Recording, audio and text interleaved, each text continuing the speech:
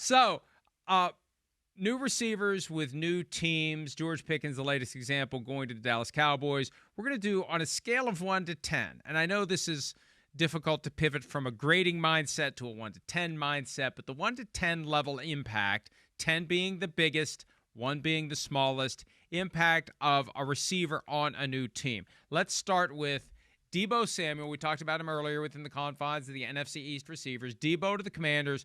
What's the impact that you believe he will make? Scale of 1 to 10. I'm gonna give it a 7. I am. Now, we got questions about Deebo, like we talked about. We said it earlier. The last 2 years have not been like, wow, right? We barely saw him in the Super Bowl against the Chiefs. He couldn't separate from man-to-man coverage. That's the issue with Deebo Samuel. Everybody knows that in football. But he's still a weapon. He's still a force. And also within that, I do think there'll be a little bit of a chip on his shoulder, resurgence of his career, refreshment, right, of a new place. I want to show my teammates how good I am. I also think within that, there'll be a organizational protocol or just deliberate ability to get him the ball because of what they traded. They gave him a little spice up on the contract and all of that too, to where they're going to get him the ball. But also within that too, they don't have a guy like this, and I think he will have an effect on the offense. You know, hey, McLaurin's a really awesome receiver, does great things down the field, intermediate. Deebo's a guy, yeah, you could throw screens to, and he can go run and get 20. He can catch balls in short little areas and break tackles, be physical over the middle. I think he'll have a huge role in the offense, and yeah, I do expect him to have impact for that football team this year. I'm going to call it 8 while it lasts. Okay. Because I don't think it's going to last. Okay. I think they're going to try to get lightning in a bottle with this guy, provide the boost to the offense that we saw him give to the 49ers, and accept the possibility, if not reality, that at some point he's going to get injured. And I hate to talk about potential injuries to guys. I don't want to be accused of misusing the powers of the Malocchio. This isn't a Malocchio situation. This is just, we know how he plays. He plays with reckless abandon and little regard for his health or well-being. I think that he's going to go so hard that it's not going to last very long, but it's going to be good while it lasts. I hear you there. That's the danger of, is he at a point of his career where he's played so physical, so kamikaze, like we've talked about with the 49er players for so long. How much does he have left? How much can he keep throwing his body around and playing the style on which he plays? He's a rare bird that way. He's rare. He is, but we'll see how much he's got left here in the tank. All right, DK Metcalf to the Steelers, the guy that sparked the eventual trade of George Pickens to the Cowboys. Scale of 1 to 10, what will the impact be?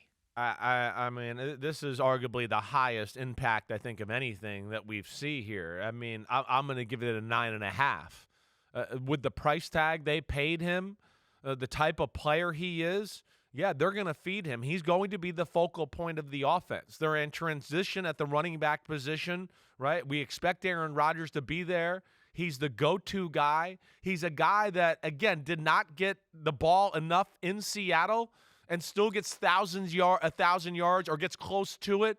And the big thing is, just look at his stats, the yards per catch, touchdowns, all of that. He's as explosive as it gets. And I think with the fact that, yeah, they traded for him, they gave him big money, and you know, it's a big focal point with the Steelers. I think they're going to go above and beyond feeding him the football to justify all the things they did to get him. I'm going to say 8 just because I agree that they're going to do all that, but the defenses are going to have counters for it. And unless the Steelers have something else they can do, the efforts to get Metcalf the ball as often as they're going to try to do it could be stymied. So it may not have that same impact just because I'm concerned about everything else. I'm concerned about the offense. I'm concerned about if it is going to be Aaron Rodgers. I mean, do you feel differently if we assume it's going to be Mason Rudolph? Yes. It takes away a certain amount of plays from DK Metcalf that I'd go, well, you know, some of these downfield throws and some of these deep outs and in cuts that maybe an Aaron Rodgers or a Geno Smith could fire into a window. Like, Mason Rudolph's not going to be able to do that. So he's going to lose those opportunities to catch some balls in some of those explosive plays.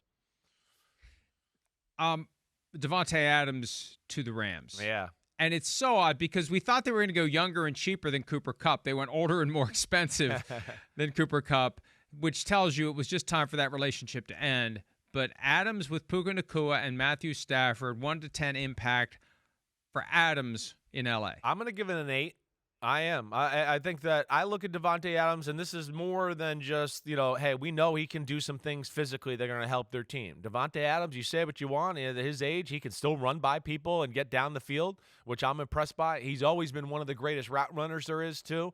And I think he's like the perfect freaking fit for Sean McVay and how they run their offense. I mean, it's going to be very similar to if Cooper Kupp was in his prime and healthy with a Puka Nacua. It's like, wait, I don't know. They do everything with these two guys. How do we work it? Who do we know who they're really focusing in here on this play, right? Oh, they're lining them up next to each other, and they're going to run two routes that both of them are very hard to defend on. What do we do there? And so it's also the brains and just the chemistry, I think, that McVay, Stafford, Puka Nacua, and the mesh of Davante Adams that's going to be special there. You're not going to be able to peg which one runs certain routes, and they're both just such well-rounded players, and McVay knows how to use that, yeah, it's going to be quite a task to stop those guys. Oh, we doubled Puka Nacua? Oh, well, we have a whole bunch of plays over here for Davante Adams. Don't worry, we'll get him open. Oh, yeah, Puka only had 2 catches? Well, Davante had 13 for 150. Good job stopping Puka, whatever.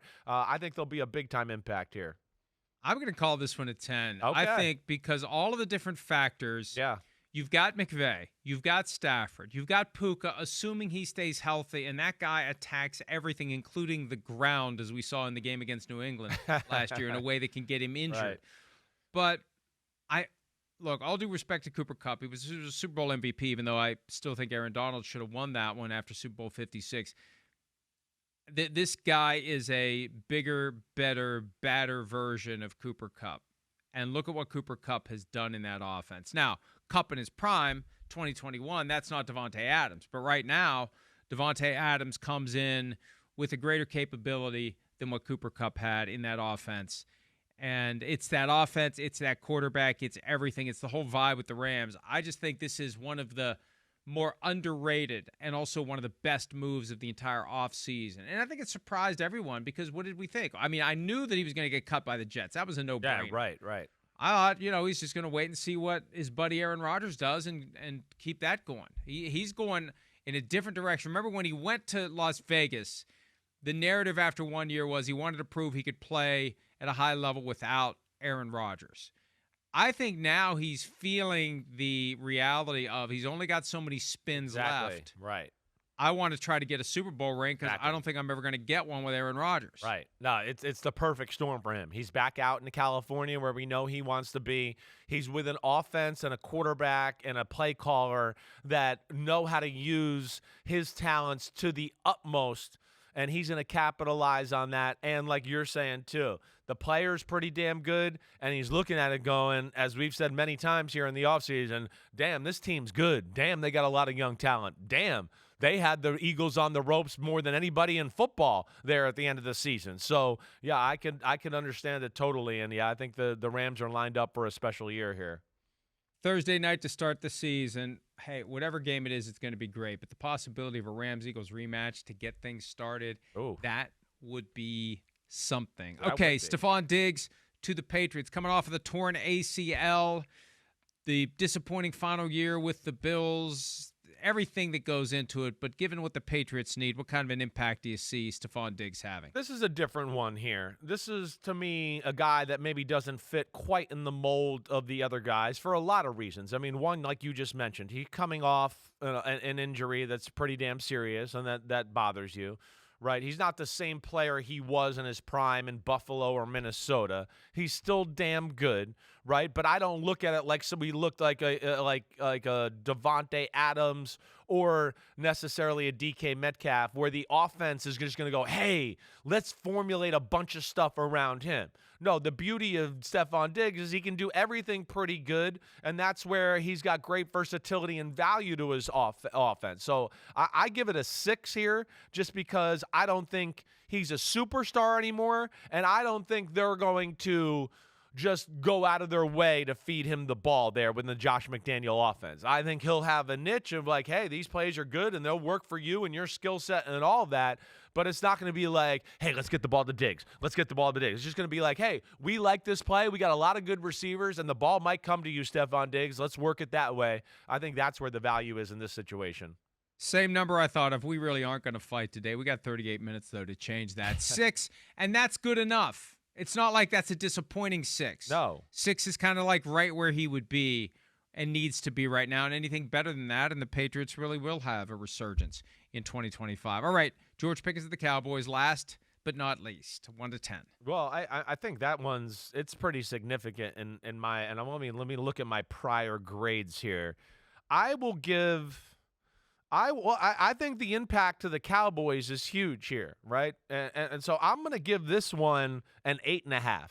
I am. I think this changes their team totally in a big way. It changes things for Dak Prescott. They needed another playmaker, as we know. We got questions about the running back position. This gives them a guy that, can make some plays that go above and beyond what the offense can deliver and all of that. It changes the way you look at their football team in general.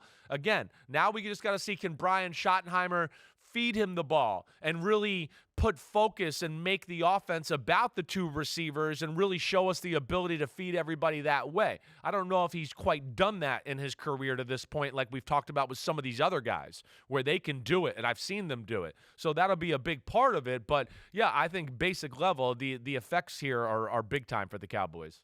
It's got the potential to be a 10. It does. But I'm going to hold it 7.5 for now.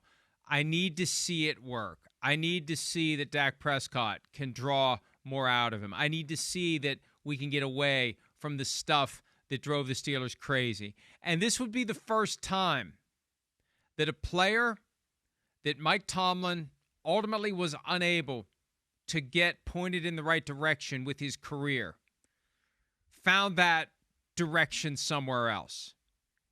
There is a real chance here this blows up on the Cowboys. I know that glass half full sells. Yeah. And I don't want the Cowboys fans out there who are euphoric over this move to start flooding my email box, calling me a piece of crap.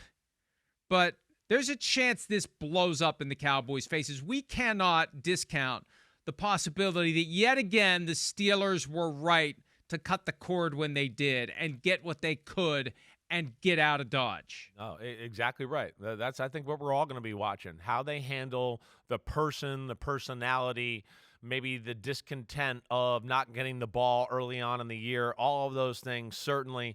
And I give the Cowboys credit. I think, like Jason Garrett said, between the quarterback, the owner, they've had personalities there before. They feel confident that they can manage this. So we'll see where it goes. But I'm with you. And I think the league is also all like that, too, of just going, oh, we'll see what happens here. This could be interesting. Get your popcorn ready.